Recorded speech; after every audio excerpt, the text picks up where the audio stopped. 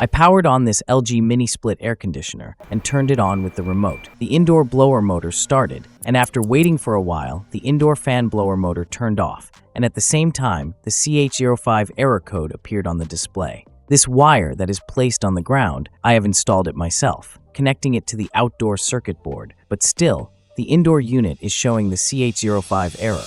This is a serial communication problem. When this issue arises, it means that the communication or connection between the indoor and outdoor units has been lost. One of the circuit boards between the indoor and outdoor units is not functioning properly, which is causing this problem. One reason for the loss of serial communication could be this wire that I connected between the indoor and outdoor units. If for some reason this wire becomes faulty, then this communication issue can occur.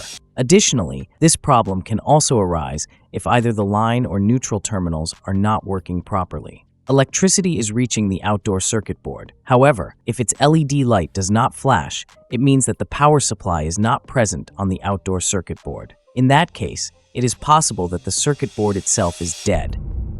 If for any reason the main electric supply is not reaching the terminal, the wires may be faulty, and we will check the AC electric supply. I place the multimeter probes on the line and neutral terminals. Here, 218 AC volts are present. This means the supply is reaching the circuit board. If you have checked everything and the wires are completely fine, set the multimeter to DC electric mode and place the black probe on the neutral terminal and the red probe on the C terminal. When you do this, the multimeter should show voltage fluctuations. The fluctuations are very unusual, ranging from only 84 to 64 volts, which indicates that there is no communication between the indoor and outdoor units. The outdoor circuit board is working perfectly and its LED light is glowing properly, which means the circuit is completely fine and has power supply. Now, I've also taken out the indoor circuit board from the unit. This connector was also attached to it. The power supply is coming through the gray wire. It is connected to this terminal, and this wire is also going to the indoor circuit board. Both are connected in series. The outdoor wires are connected to this as well,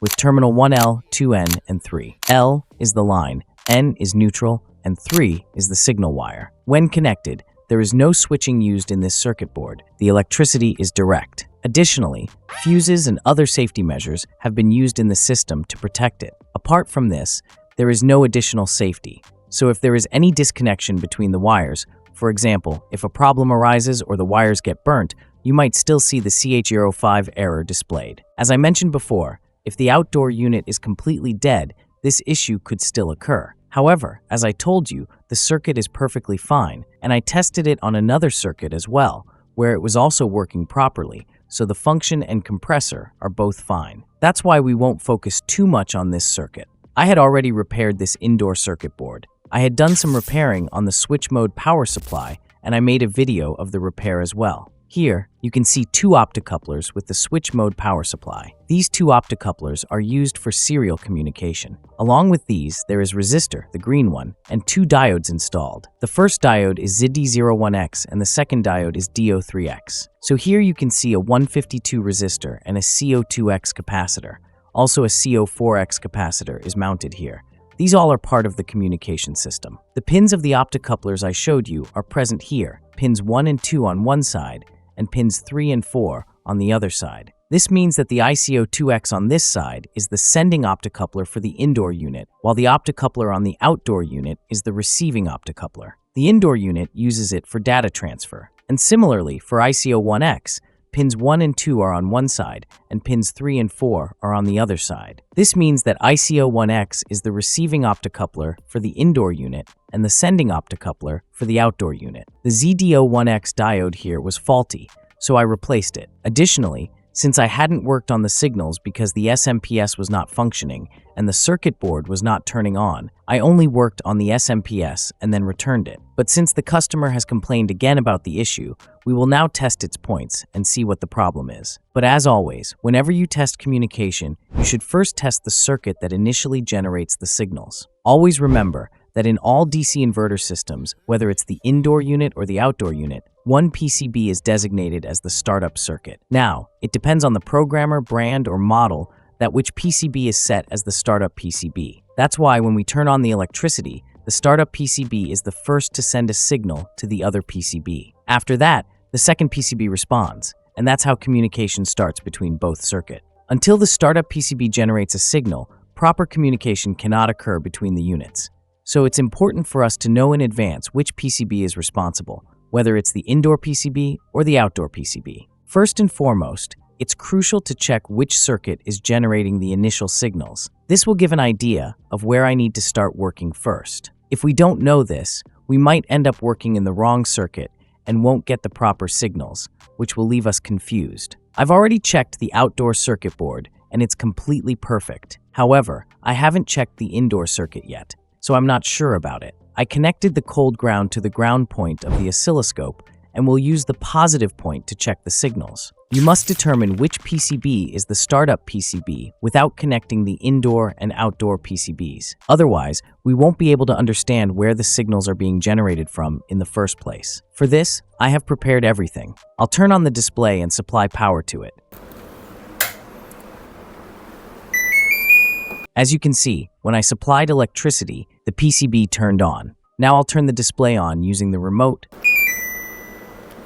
The display has turned on. Now checking the signals is easier for me. At this point, the IC02X is the one that sends data to the outdoor unit. I'll check it here now. No data is coming through it yet. Let me reconnect it. Pin 1 is the anode, and pin 2 is the cathode, so I'll check at the anode. I select the auto button of the oscilloscope, and it shows us an error code CH10, which means the blower motor is not connected. I've installed the indoor blower motor. Let's turn on the unit again and check. The circuit has powered on. I have power on the display once again with the remote. The indoor blower motor has started. Now I'll check the signals here again. Pin 1 is the anode, and pin 2 is the cathode, so we'll check at the anode to see if any signals are being generated. I'll select the auto button, and as you can see, there are no signals showing here. Similarly, let's check at the cathode.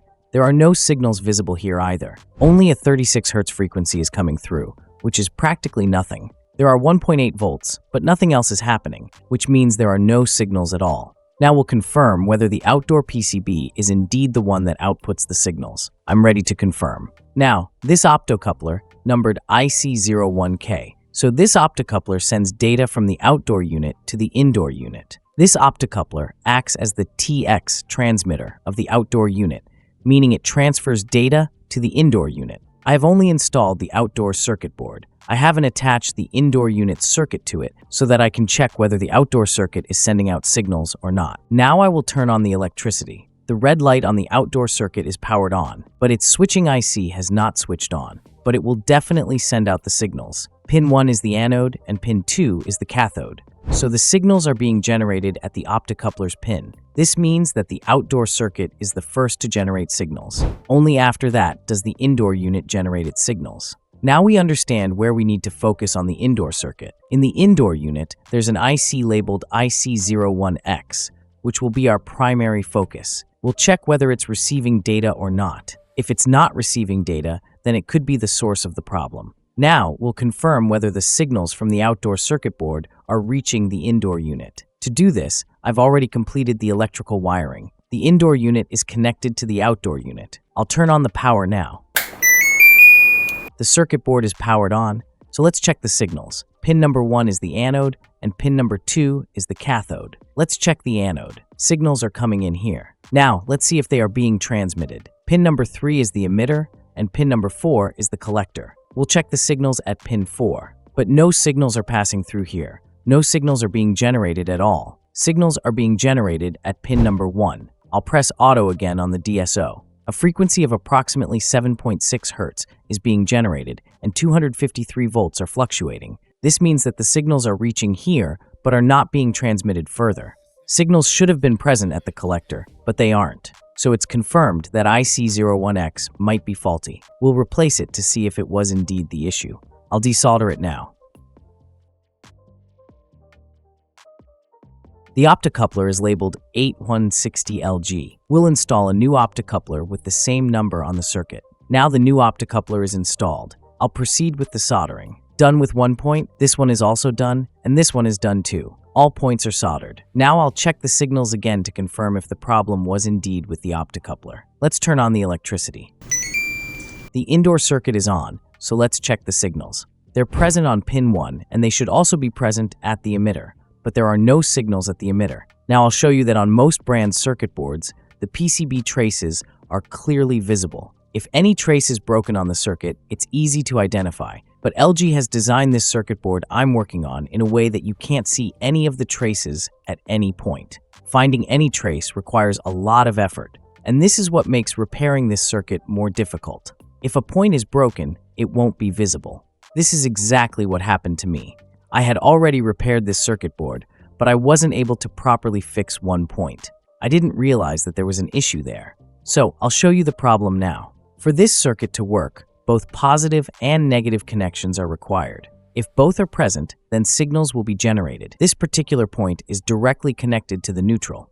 The capacitor that was connected here had broken off, so I had reconnected it at this point. I had joined it on one side, but I didn't realize that the other side was also disconnected. After cleaning the print, I discovered this disconnection point. Because of this disconnection, it was impossible for signals to be generated. This capacitor gave me the clue that both positive and negative should be present here. Previously, only positive was coming through, while negative wasn't. Now I'll solder it properly at this point. I've soldered it now, making sure it doesn't connect with any other point. The connection is now proper. I'll turn on the power supply again. It was just a small mistake that caused this problem. Now signals are being generated on the DSO. Proper signals are starting to form here. I'll also check pin 1 of the optocoupler. As you can see, proper signals are being generated here as well. This means that the indoor unit is now communicating with the outdoor unit. Now I'll restart the circuit. The outdoor circuit board is on. I'll turn it on using the remote. Look, it's set to 16 degrees. The LED on the outdoor circuit board is blinking, which means communication is happening properly. The compressor has started, and the outdoor fan is also running. The compressor is working well, and all the IGBTs are turning on properly. So this circuit board repair is successful. Click on the left or right thumbnail to watch our next videos, and subscribe. Thank you.